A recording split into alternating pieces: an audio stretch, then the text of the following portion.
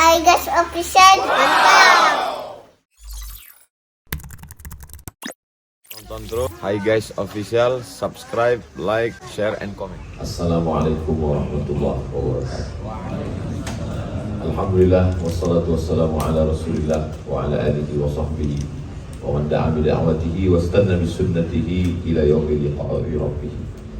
Subhanaka la ilma lana illa ma 'allamtana innaka antal alimul hakim. Rabbi shrah li sadri wa yassir li amri wa hlul 'uqdatam min lisani yafqahu qawli.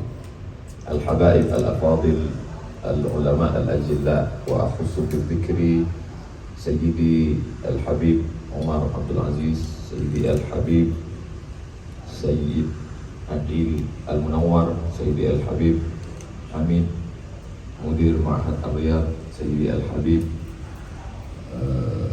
Kullu Al-Habaib. Bila tak dapat saya sebut satu persatu, para guru-guru, para alim ulama, insyaallah semuanya dimuliakan Allah Subhanahu wa taala, bil khusus sahibul bait Haji Alim beserta seluruh keluarga. Pada kesempatan yang baik dan mulia ini, saya diberikan kehormatan tidaklah untuk menggurui para guru-guru saya, tapi hanya untuk menyampaikan apa yang pernah saya dengar, apa yang pernah terbaca terkait tentang haul. Maka Allah berfirman dalam Al-Quran, "Fadzakir fa inna dzikra tanfa'ul mu'minin." Berikanlah peringatan, ingat-ingatlah, karena mengingat-ingat itu memberikan manfaat, berguna bagi orang yang beriman. Hari ini kita sebenarnya tidak hanya sekedar mengingat ibunda dari Haji Halim, tapi sebenarnya kita sedang diingatkan bagaimana sikap kita terhadap ibu kita. Ketika seorang sahabat Nabi SAW yang hidup dengan Nabi, berperang dengan Nabi, makan dengan Nabi, minum dengan Nabi, tapi justru kata Nabi SAW, nanti akan ada orang yang kalau dia datang kemari, mintalah doa supaya Allah mengampunkan dosa kamu. Padahal kita tahu as-sabiqunal awwaluna minal muhajirin wal ansar, orang-orang yang hidup bersama Rasulullah SAW dari kalangan muhajirin dan ansar, mereka itu dengan pangkat tertinggi radhiyallahu anhum wa radu'an, mereka diridhoi Allah Subhanahu wa taala. Orang yang dipanggil Allah adalah ya ayyatuhan nafsul mutmainnah irji'i ila rabbiki radiyatan mardiyah. Ada maqam yang lebih tinggi ketika manusia masuk ke dalam surga, ditanya Allah Subhanahu wa taala, "Madza turidun?" Penghuni surga berkata, "Ada satu yang kami belum dapat ya Allah, yaitu ridhaka." Kata Imam Al-Qusairi, "Aku tahu kapan Allah ridho terhadap aku. Kapan itu? Ketika aku ridho menerima ketetapan Allah Subhanahu wa taala." Tapi ada orang-orang yang mendapatkan ridho Allah, yaitu ketika ridho kedua orang tuanya. Ridho Allah fi ridhal walidain wa sukhutullah fi sukhutil walidain. Maka hari ini sebenarnya saya pribadi Al-Fakir Abdul Somad sedang diingatkan bagaimana sikapmu terhadap ibumu. Apakah engkau hanya sekedar mampu berceramah haul mengenang ibu dari Haji Halim yang kita hormati? Adapun hubungan orang yang hidup dengan meninggal dunia, maka berdasarkan beberapa hadis Rasulullah SAW tidaklah terputus, karena sesungguhnya mereka hanya berpindah dari alam dunia menuju alam barzakh. Bainahuma barzakhun la yabghiyan. Antara air laut dengan air sungai, air asin dan air tawar, ada barzakh pemisah.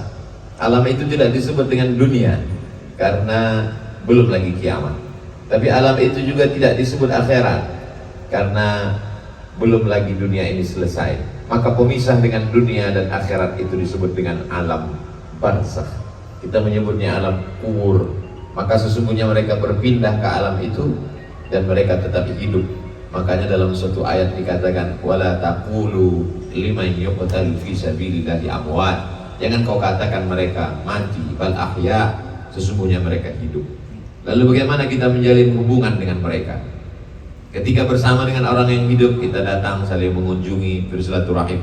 Tapi ketika berhubungan dengan mereka yang sudah berpindah ke alam barzakh itu, maka ada beberapa cara yang disampaikan Rasulullah Sallallahu Alaihi Wasallam. Yang pertama, ketika Nabi menasihati Ummul Mukminin Sayyidatuna Aisyah radhiyallahu anha, kalau engkau lewat di pemakaman Baqi, maka ucapkanlah assalamualaikum ya ahlad diyar minal mu'minin wa inna insyaallah bikum lahiqun yarhamullahu mustaqdimin wal mustakhirin nas'alullah lana wa lakumul afiyah. Ini menunjukkan bahwa yang tidak putus kepada mereka adalah doa. Kita kalau pergi ke pemakaman Baqi, singgah di pemakaman Ma'la, tidak ada hubungan nasab kita dengan mereka, tak ada hubungan, kenal pun tidak, tapi insya Allah doa kita itu sampai. Kalau mendoakan orang hidup, assalamualaikum, selamat hidupmu. Lalu kenapa kita doakan mereka yang sudah meninggal dunia itu juga assalamualaikum ya ahlad diyar? Karena mendoakan mereka untuk selamat dari azab kubur. Lalu kemudian ada orang yang salah faham, dia katakan bahwa doa hanya sampai dari anak yang soleh. Maka orang pun tidak lagi mau mendoakan orang yang sudah meninggal, tidak mau datang tahlilan, haulan, yasinan, karena menganggap doa tidak sampai. Berdasarkan hadis dalam Sahih Muslim, idza matal insan, kalau manusia mati, inqata'a amaluhu illa min thalathin, amalnya putus kecuali hanya 3 saja. Yang pertama waladun salihun, ilmun yuntafa'u bih, shadaqatun jariyah, ilmun yuntafa'u bih, waladun salihun yad'u lah. Padahal makna hadis itu adalah amal manusia yang hidup itu putus. Dia tidak lagi dapat sholat, dia tidak lagi dapat puasa, tapi sesungguhnya amal orang yang hidup kepada orang yang meninggal tetap mengalir walaupun sudah meninggal dunia. Kalaulah tidak mengalir amal orang hidup kepada orang yang sudah meninggal dunia, maka tidak ada sholat jenazah, karena sholat jenazah itu adalah amal orang hidup untuk orang yang meninggal dunia. Takbiratul ihramnya orang hidup, membaca al-fatihahnya orang hidup, sholawatnya orang hidup, Allahumma fillahu warhamhu wa'afi wa'afu anhu orang hidup. Dan sholat jenazah itu pun dilakukan orang hidup dan sampai kepada orang meninggal dunia. Oleh sebab itu makna inqata'a amaluhu, putus amalnya, maksudnya orang yang hidup itu putus amal. Itu pun yang dimaksud dengan putus amal adalah amal taklifi, amal mukallaf, amal yang dibebankan, yang wajib. Adapun orang meninggal dunia, apakah dia beramal? Tetap beramal. Dalil bahwa orang meninggal dunia itu tetap beramal, hadis tentang Isra Mi'raj. Ketika Nabi SAW di Isra dan Mi'rajkan oleh Allah Subhanahu wa Ta'ala, beliau melihat Nabi Musa sholat di kuburnya. Dan itu menunjukkan bahwa orang meninggal juga sholat. Lalu apa beda antara sholat orang hidup dengan orang meninggal? Orang hidup sholatnya taklifi, sedangkan orang meninggal dunia dia tetap sholat, tapi tidak sholat yang mukallaf, bukan sholat yang taklifi. Begitu juga ketika Nabi SAW sampai ke Masjidil Aqsa, beliau melaksanakan sholat. Nabi Ibrahim sebagai makmumnya, Nabi Musa sebagai makmumnya, para anbiya wal mursalin sebagai makmum, padahal mereka sudah meninggal dunia. Itu menunjukkan bahwa orang meninggal itu pun tetap beribadah, hanya saja ibadah mereka bukanlah amal taklifi. Begitu penjelasan ulama tentang makna inqata'a amaluhu. Bukan berarti amal itu terputus, amal tetap berlanjut dan sampai kepada orang yang meninggal dunia. Ini hubungan yang pertama tetap kita bangun dengan orang yang sudah meninggal. Bahkan ketika kita ziarah ke makam Rasulullah SAW, kita ucapkan assalamualaikum ya Rasulullah, assalamualaikum ya Nabi Allah, assalamualaikum ya Habibullah, assalamualaikum ya khaira khalqillah, assalamualaikum ya safwatullah, assalamualaikum ayuhan nabiyyu wa rahmatullahi wabarakatuh. Kalau ada orang berhujjah mengatakan itu kan kepada Nabi, tapi satu langkah ke kanan kita mengucapkan assalamualaikum ya khalifata Rasulillah Sayyidana Abu Bakrin Siddiq. Lalu kemudian setelah itu selangkah lagi ke kanan kita ucapkan assalamualaikum ya Amiral Mu'minin Sayyidana Umar ibn al-Khattab. Itu menunjukkan bahwa tidak hanya doa itu sampai kepada Nabi, tapi juga kepada manusia biasa, kepada ahli kubur, kepada 2 sahabat Nabi yang mulia. Mudah-mudahan kalau anak kita, sahabat, tetangga, jamaah memahami ini, maka dia tidak lagi membatasi bahwa amal itu terputus hanya karena satu hadis, hadisnya sahih, pemahamannya yang saqim. Itulah bahayanya membaca hadis, dipahami sendiri, diterjemahkan sendiri, lalu kemudian dengan akal sendiri, padahal ulama sudah menjelaskannya. Lalu kemudian yang kedua, ketika kita membacakan zikir-zikir, tahlil, tasbih, tahmid, takbir, kita hadiahkan pahalanya kepada mereka, maka sesungguhnya amal itu juga menjadi penyambung hubungan dan sampai kepada mereka. Adapun dalilnya adalah ketika Nabi Muhammad SAW lewat di suatu makam, lalu beliau mencabut pelepah korma, fasyaqqahu nisfain, dia belah menjadi dua, tsumma gharasahu, lalu kemudian dia tancapkan ke makam. Sahabat bertanya, lima fa'alta hadza ya Rasulullah, mengapa engkau lakukan ini wahai Rasulullah? Rasulullah SAW menjawab, innahuma la yu'adzabani, dua penghuni makam ini sedang diazab. Wa ma yu'adzabani fi kabirin, mereka diazab bukan karena dosa besar. Yang satu diazab yamshi bin namimah, karena dia mengadu domba, ghibah, namimah. Yang satu lagi diazab lam yastanzi, dalam riwayat lain lam yastabri, tidak menutup aurat atau tidak membasuh ketika buang air kecil, maka dia diazab juga karena perbuatan yang kecil. Lalu kenapa pelepah korma itu ditancapkan? La'allallaha an yukhaffifa 'adzabahuma ma lam yaybasa, semoga Allah meringankan azab keduanya selama pelepah korma itu basah. Hadis itu ada dalam Sahih Muslim, disyarah oleh Imam Muslim dalam kitab Al-Minhaj, syarah Sahih Muslim Ibn Al-Hajjaj. Apa kata Imam Muslim? Kalau tasbih pelepah korma saja sampai kepada orang yang meninggal dan dapat meringankan azab, apalagi bacaan Quran orang yang beriman. Maka sesungguhnya lebih utama lagi orang beriman daripada pelepah korma, lebih utama lagi bacaan Al-Quran orang beriman daripada tasbih yang dilakukan oleh makhluk yang lain. Laqad karramna bani Adam, kami sudah memuliakan anak cucu keturunan Adam. Dan Imam Ibnu Taimiyah dalam kitab Majmu' Fatawa mengatakan, man hallala sab'ina marratan, siapa yang bertahlil 70 kali, summa ahda thawabahu lil mayyit, kemudian dia hadiahkan pahalanya ke mayit, yantafi'u bihi, maka mendatangkan manfaat bagi mayit. Hubungan kita tidak hanya sekedar membacakan doa Allahumma ighfir lahu warhamhu wa'afihi wa'fu anhu, tapi juga membacakan tasbih, subhanallah, tahmid, alhamdulillah, takbir, Allahu akbar, la haula wala quwata illa billah, afdalu dzikri fa'lam annahu la ilaha illallah. Dalam hadis dikatakan afdalu dzikri la ilaha illallah wa afdalu du'a alhamdulillah, maka itu pun juga kita hadiahkan pahalanya. Maka ketika berakhir tahlil kita katakan Allahumma balligh thawaba ma halalnahu wa ma sabbahnahu wa ma kabbarnahu, sampaikanlah tasbih, tahmid, tahlil, takbir kami kepada almarhum almarhumah, menunjukkan bahwa hubungan orang hidup tidak putus dengan orang-orang yang meninggal. Yang ketiga, yang tidak ada ikhtilaf sama sekali adalah ketika Sa'ad bertanya kepada Nabi SAW, ya Rasulullah, ummi matat, ibu saya meninggal dunia, afa atasaddaqu anha, kalau saya bersedekah, apakah sedekahnya sampai kepada almarhumah? Kata Nabi, tasaddaq, bersedekahlah. Itu menunjukkan bahwa sedekah itu sampai. Sa'ad bertanya lagi, ayyus sadaqatu afdal, apa sedekah yang paling afdal? Kata Nabi, saqiyul ma, memberikan air minum. Lalu Sa'ad bersegera menggali sumur dan dia wakafkan untuk kaum muslimin.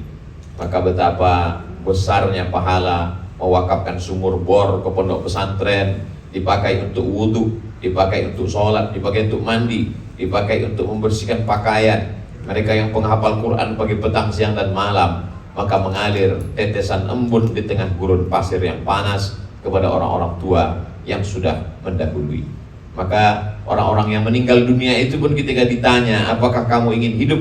Mereka menjawab, laula akhartani ila ajalin qarib, seandainya kami diberi kesempatan untuk hidup walaupun hanya sejenak dan sesaat, kami ingin melakukan fa'as-saddaqa, kami ingin bersedekah. Qala al-Faruq, Amirul Mukminin Umar bin Khattab berkata, amal ibadah itu juga sama susunannya seperti manusia, ada rajanya. Wa afdaluha, di antara amal yang paling afdal adalah sedekah, karena pahalanya sudah didapat ketika orang masuk ke alam kubur, ke alam barzakh.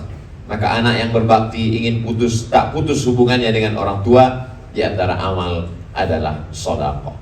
Sedekah menjalin hubungan sehingga kita tidak lagi merasa kesepian, tidak merasa kasih sayang terputus, hanya sebatas menunggu menuju pintu surga akan berjumpa dengan orang-orang yang terkasih dan tersayang. Kata Nabi SAW, al-mar'u ma'aman ahab, orang akan bersama dengan siapa yang dia sayangi. Lalu kemudian amal yang keempat, ketika Nabi Muhammad SAW menyembelih kurban, Nabi mengatakan, Allahumma hadza an Muhammad wa ali Muhammad. Padahal ketika itu Sayyidatuna Ummul Mukminin Khadijatul Kubra sudah meninggal dunia. Itu menunjukkan bahwa pahala kurban sampai kepada orang yang meninggal dunia. Lalu kemudian Nabi mengambil kambing satu lagi, dia berkata, Allahumma hadza an Muhammad wa ummati Muhammad. Ini untuk Muhammad SAW dan untuk umatnya. Padahal ketika itu sebagian umat sudah meninggal.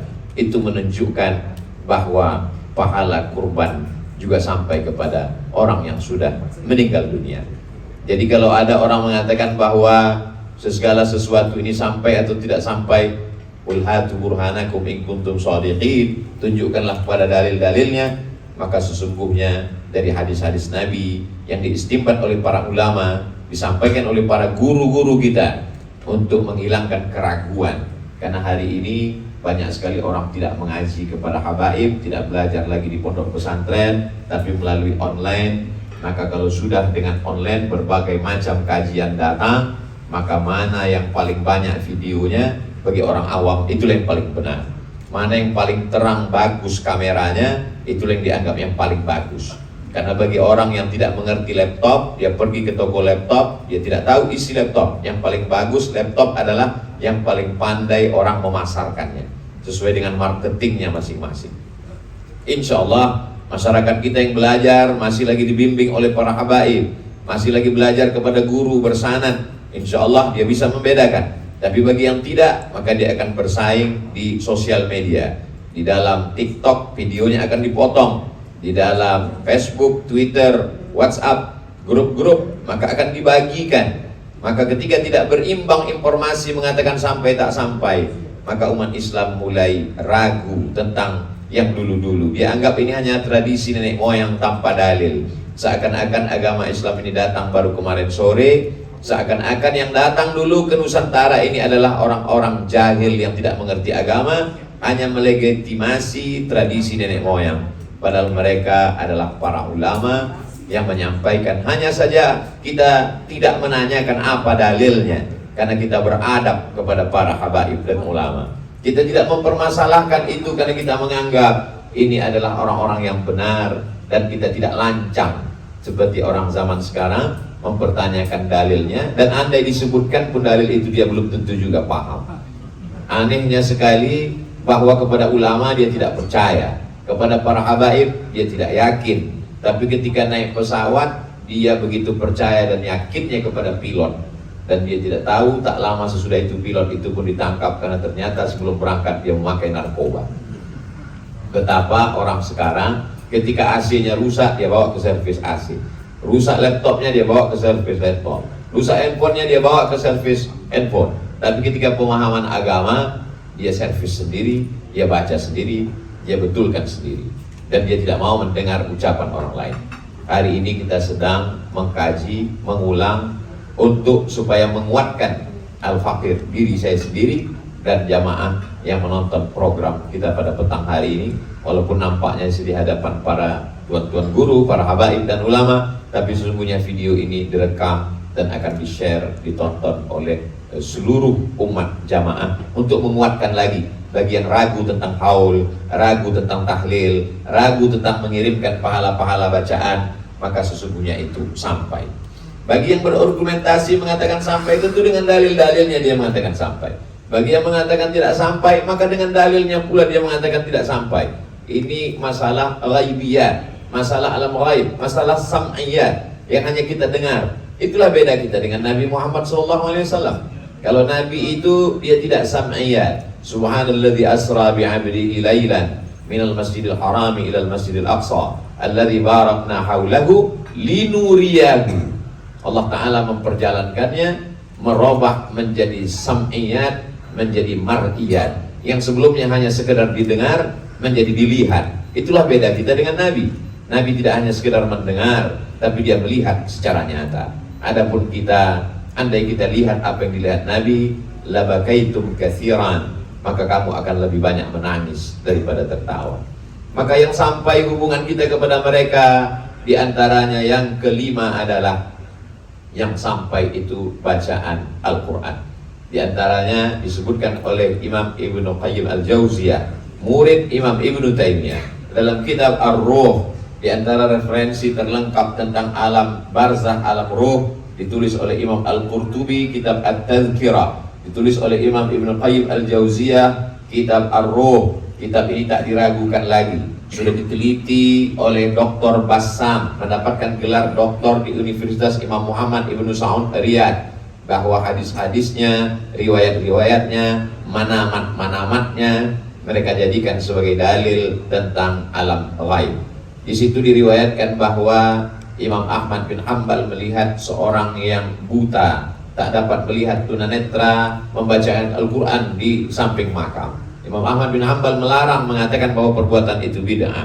Lalu setelah itu Imam Ahmad ditanya, apakah engkau mengenal seorang periwayat hadis yang meriwayatkan ini? Ya, aku tahu, kata Imam Ahmad bin Hanbal.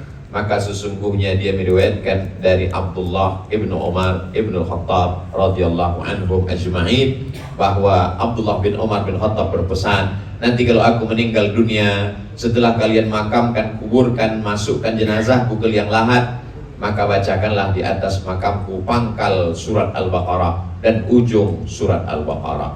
Itu membuktikan bahwa perbuatan sahabat itu tidak mungkin dari pikirannya sendiri, dan tidak mungkin mereka berani membuat syariat, menunjukkan bahwa bacaan Al-Quran itu sampai. Diperkuat lagi oleh Imam An-Nawawi mengatakan, kalau tasbih, kalau pelepah korma, tanam-tanaman saja sampai, apalagi bacaan Quran orang yang beriman, maka sesungguhnya bacaan Quran itu sampai. Maka kata Imam An-Nawawi dalam kitab Al-Adhkar, wa in khatimul Qur'ana, kalau mereka khatamkan Al-Quran, fahuwa hasanun, seelok-eloknya, sebagus-bagusnya adalah menghatamkan Al-Quran.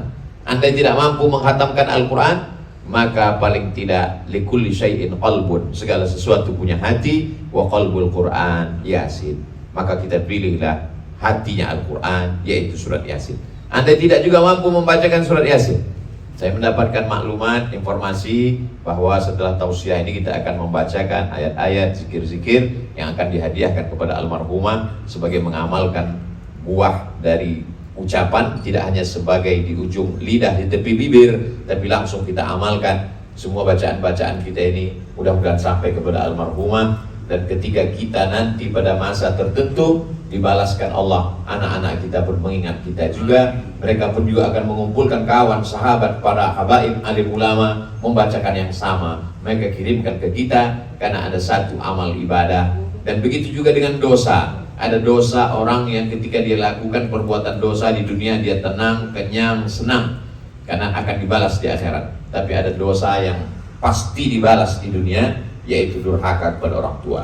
Begitu juga dengan berbakti kepada orang tua, maka dibalas Allah di dunia dan mendapatkan balasan pula di akhirat. Apa yang dilakukan keluarga besar Haji Alim beserta keluarga pada petang yang barokah Ramadan Sayyidus Syuhur ini, maka insya Allah anak-anak kita akan mengumpulkan sahabat kawannya, karena mereka berpikir, dulu ayahku mengumpulkan habaib dan ulama beserta sahabat untuk mendoakan ibunya, maka mereka pun juga akan melakukan perbuatan yang sama. Maka mengalir pahala, diantaranya adalah pahala bersedekah, pahala berkurban, pahala membacakan ayat-ayat suci Al-Quran. Yang kelima, yang tetap mengalir kepada orang yang meninggal dunia adalah ketika ada seorang laki-laki berhaji, dia katakan, labbaik Allahumma syubrumah, aku sambut panggilanmu ya Allah, aku menghajikan Syubrumah. Nabi bertanya, siapa Syubrumah? Lalu dia menjawab, Syubrumah akhi, saudara. Apakah engkau sudah haji? Kata dia, belum. Hajikan dulu dirimu, baru hajikan Syubrumah. Begitulah orang zaman dulu, saking sayangnya dia kepada saudaranya sampai lupa dia bahwa dia belum haji. Orang sekarang saking seringnya dia haji sampai lupa dia haji, saudaranya belum haji. Begitu kecintaan kepada saudara. Lalu kemudian ini dalil bahwa ibadah haji yang dilakukan oleh orang yang hidup sampai kepada orang yang meninggal dunia. Maka ketika kita melaksanakan umrah, wa atimmul umrata wal hajja lillah, sempurnakanlah haji dan umrah karena Allah Subhanahu wa taala. Maka ketika orang melaksanakan umrah, dia katakan labbaik Allahumma umratan an fulan bin fulan, labbaik Allahumma hajja an fulan bin fulan. Maka sesungguhnya amal haji dan umrahnya itu pun juga sampai. Maka kita mengenal ada istilah badal haji dan badal umrah. Ini dilaksanakan oleh para ulama, difatwakan oleh para orang-orang yang soleh, yang berilmu, diamalkan oleh umat zaman berganti zaman sampailah hari ini. Jadi kalau ada tiba-tiba orang mengingkarinya, maka sesungguhnya ada sesuatu di balik itu semua yang bertujuan untuk memecah belah pikiran umat, memecah belah persatuan umat. Kenapa? Karena di balik itu ada misi tertentu yang selama ini umat bersatu dalam wa'tasimu bihablillahi jami'an wala tafarraqu. Yang keenam yang tetap sampai kepada orang yang meninggal dunia adalah ketika anak-anaknya mengajar kebaikan. Man dalla ala khairin falahu mithlu ajri fa'ilihi. Siapa yang menunjukkan suatu perbuatan yang baik, maka dia akan mendapatkan pahala seperti orang yang melakukannya. Maka andai kita punya anak yang soleh, kita didik dia menjadi para penghafal Quran, mujahid fi sabilillah. Tapi andai tidak, maka sesungguhnya apa yang pernah kita lakukan? Selalu orang berpikir bahwa yang namanya bisa menunjukkan kepada kebaikan itu adalah ustaz, penceramah, khatib, tabligh akbar. Tapi sesungguhnya ada orang yang tidak pernah berceramah. Mungkin dia mengajar tidak dengan lisannya, tapi dengan perbuatannya yang nyata, terinspirasi orang lain. Maka sesungguhnya itu juga merupakan suatu amal yang besar. Bahkan berapa banyak kata-kata justru menjadi hilang karena perbuatan yang tak sesuai dengan ucapan. Makanya ulama mengatakan lisanul hal afsah min lisanil maqal. Perbuatan jauh lebih menyentuh, jauh lebih sampai daripada ucapan. Ada orang-orang yang tidak berceramah, bukan ustadz, tidak dalam bidang agama, tapi dia membuat suatu kebaikan, orang lain terinspirasi dengan perbaikan yang dia lakukan, lalu kemudian dilakukan oleh orang lain. Man sanna fil islami sunnatan hasanatan. Siapa yang melakukan perbuatan baik, falahu ajruha, dia dapat pahalanya. Wa ajru man amila biha, dan orang lain yang melakukan perbuatan yang sama min ba'di, setelah dia meninggal dunia sampai hari kiamat. Tapi orang selalu menyampaikan hadis potong sampai di situ. Padahal ada kelanjutannya lagi. Man sanna fil islami sunnatan sayyi'atan. Siapa yang membuat tradisi yang tak baik, falahu wizruha, dia pun juga akan mendapatkan dosanya. Jadi kalau ada amal jariah, maka ada juga dosa jariah yang akan mengalir sesudah mati kita. Walaupun orang yang sudah bertaubat, na'udzubillah, uzkuru mahasina mautakum, orang yang sudah meninggal dunia, sebutkanlah yang baik-baiknya saja. Jadi apa yang dilakukan keluarga besar Haji Halim pada petang hari ini, bahkan tahun-tahun yang lalu, maka sesungguhnya itu lebih daripada ceramah, lebih daripada tausiah. Karena orang yang menyaksikan, menonton, melihat, mendengar cerita ini, mereka terinspirasi. Mereka juga akan buat pada ibu mereka, ibunya juga akan membuat anak cucunya juga. Maka sesungguhnya itu menjadi amal jariah, mengalir menjadi amal soleh yang tak putus sampai kematian tiba, insya Allah. Janji Allah Subhanahu Wa Taala, Innal ladzina qalu Rabbuna Allah, orang-orang yang mengatakan Rabbku Allah, summa istaqamu, kemudian dia istiqamah, tatanazzalu alaihimul malaikah, maka akan turun malaikat. Apa kata malaikat? Allah takhafu, jangan kau takut. Karena orang yang akan meninggal dunia itu ada dua perasaan. Yang pertama, takut sakaratul maut, takut pertanyaan mungkar nakir, takut azab kubur, takut hisab, takut titian shiratal mustaqim, takut masuk neraka. Maka datang malaikat mengatakan Allah takhafu, jangan kau takut. Kemudian perasaan yang mengganggunya yang kedua adalah sedih. Sedih meninggalkan anak menantu, sedih meninggalkan rumah, sedih meninggalkan jamaah. Maka datang malaikat mengatakan wala tahzanu, jangan kau sedih. Takutnya hilang, sedihnya hilang. Ketika hatinya lapang, kosong, saat itu malaikat membisikkan yang ketiga, wa abshiru bil jannati allati kuntum tu'adun, berbahagialah engkau mendapatkan surga yang dijanjikan Allah Subhanahu wa Ta'ala. Ketika ruhnya keluar, menetes seperti embun di ujung daun, lembut.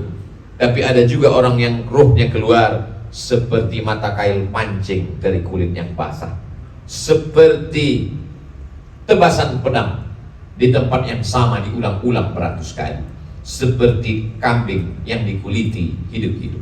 Tapi tetaplah dia dikatakan kullu nafsin dha'iqatul maut. Mengapa mesti ada kata dha'iqah, merasakan? Karena memang semua merasakan sakitnya kematian. Lalu ketika dibuka penutup wajahnya, nampak tersungging senyum di tepi bibirnya. Kenapa dia tersenyum kalau memang kematian itu menyakitkan? Kenapa orang yang soleh itu menghadap Allah dalam keadaan tersenyum? Maka logika ilustrasi sederhana seperti orang yang baru saja melahirkan anak, meregang nyawa, berdarah, sobek dagingnya, tapi dia tetap tersenyum ketika bayi itu dilekatkan di tepi pipinya. Bukankah melahirkan itu sakit? Sakit. Tapi kenapa dia tersenyum? Karena ada kebahagiaan yang mengalahkan rasa sakit. Begitulah agaknya rasa kematian orang yang soleh, istiqomah dalam kebaikan. Apa yang kita cari dalam hidup ini? Kata Sayyidina Ali karramallahu wajhah, an-nasu niyam. Manusia ini seperti orang tidur. Orang kalau sudah semakin lelap tidurnya, maka semakin dalam mimpinya, semakin meracau dan mengigau. Macam-macam kata keluar dari mulutnya. Ada yang mimpi jadi orang berkuasa, ada yang mimpi menjadi orang kaya, ada yang mimpi menjadi orang bermacam-macam. An-nasu niyam, manusia itu tertidur. Falamma matu intabahu. Ketika dia mati, barulah dia terbangun dari tidur yang lelap dan panjang. Barulah dia sadar bahwa sesungguhnya semua itu hanya adghasu ahlam, hanya bunga-bunga tidur, hanya mimpi semata. Hakikat yang sesungguhnya yang akan kita terima adalah ketika kita mati menghadap Allah Subhanahu wa ta'ala. Itulah mengapa doa yang selalu dipanjatkan oleh para ulama, Allahumma khtim lana bihusnil khatimah, yang diajarkan oleh Nabi SAW. Allahumma ja'al khaira ayyami yawma alqaka fih.